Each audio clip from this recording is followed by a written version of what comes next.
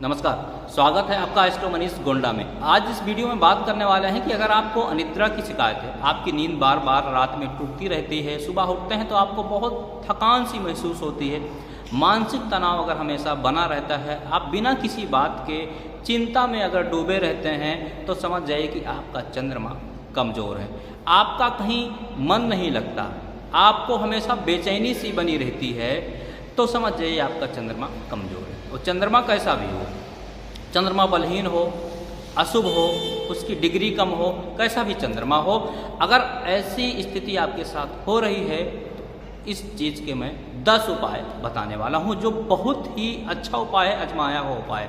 अगर आप इनमें से कोई भी एक या 2 उपाय करते हैं तो आपका चंद्रमा बलवान हो जाएगा, आपका अशुभ चंद्रमा आपको शुभ फल देना शुरू कर देगा। क्या करना है? बहुत ही अच्छा उपाय है। पहला उपाय कौन सा है वो आप जान लीजिए। प्रत्येक रविवार को आप जब सोते हैं रात्रि में, तो रात्रि में सोते समय अपने सिरहाने के पास एक दूध का गिलास रखना है। एक गिलास में दूध रख लीजिए और अपने सिरहाने के पास ये चीज़ रख लीजिए और फिर सो जाइए। सुबह प्रातः उठिए, आप ये दूध ले जाकर आप किसी बबूल की जड़ में अर्पित कर देना है। ये काम आपको रविवार की रात्रि में करना है और सुबह सोमवार के दिन आपको ये चीज़ अर्पित कर देना है। बहुत ही अच्छा उपाय है।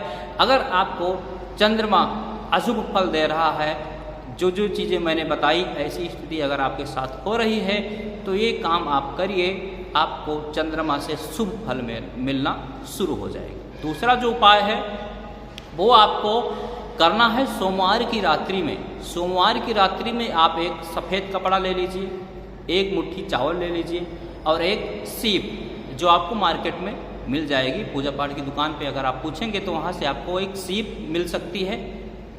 सफ़ेद कपड़े में आप एक मुट्ठी चावल और एक सीप बांध लीजिए। बांध कर आपको सिरहाने के पास तकिए के नीचे रख लेना है। ध्यान रखिए, ये सोते समय, रात्रि में सोते समय जब आप सोने जा रहे हो तब ये काम करना है। अपने तकिए के नीचे रख लीजिए ये चीज़ें बांधकर। सुबह आप जब उठिए तो प्रातः ले जाकर इसको किसी बहते जल में प्रवाहित कर दीजिए।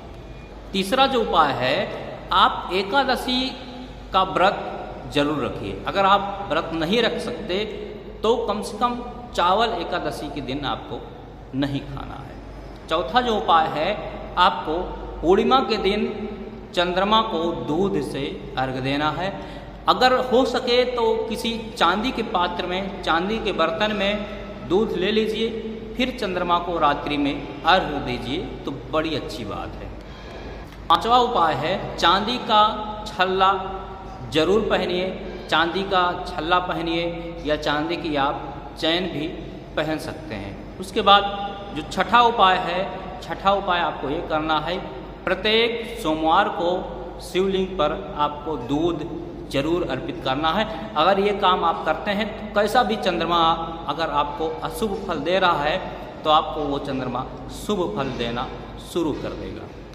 सातवां जो उपाय है वो उपाय बहुत ही अच्छा है। क्या करना है आपको? पूर्णिमा की रात्रि में आपको किसी ऐसी जगह पर सोना है जहाँ पर जो पूर्णिमा की रोशनी है, पूर्णिमा का जो प्रकाश है वो आपके पूरे शरीर पर पड़े।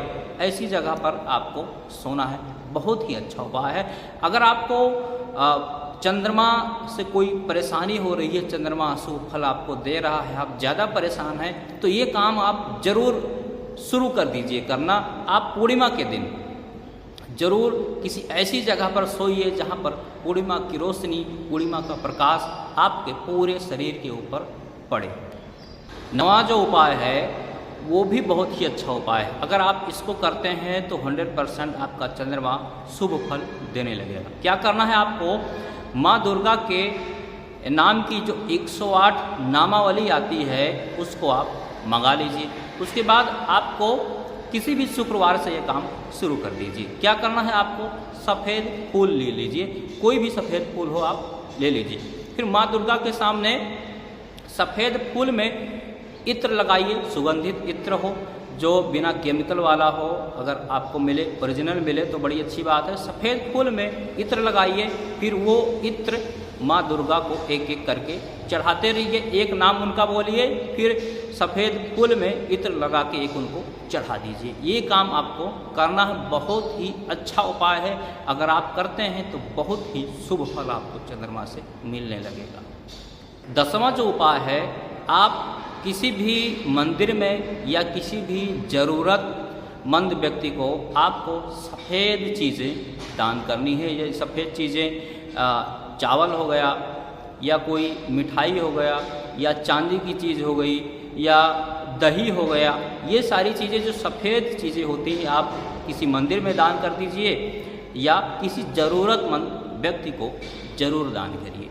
ये टोटल 10 उपाय हैं। अगर इनमें से आप कोई भी एक उपाय या 2 उपाय करते हैं तो ज़रूर ही आपको चंद्रमा से जो अशुभ फल मिल रहा है, आपकी कुंडली में चंद्रमा पीड़ित है या अशुभ हो गया है, या उसकी डिग्री कम हो गई है, या नीच स्थिति में हो गया है, किसी भी प्रकार का अगर आपका चंद्रमा हो तो आपको चंद्रमा से शुभ फल मिलने लगेगा। वीडियो अगर अच्छी लगी हो तो वीडियो को लाइक करें, चैनल को सब्सक्राइब करें। जय श्री राम।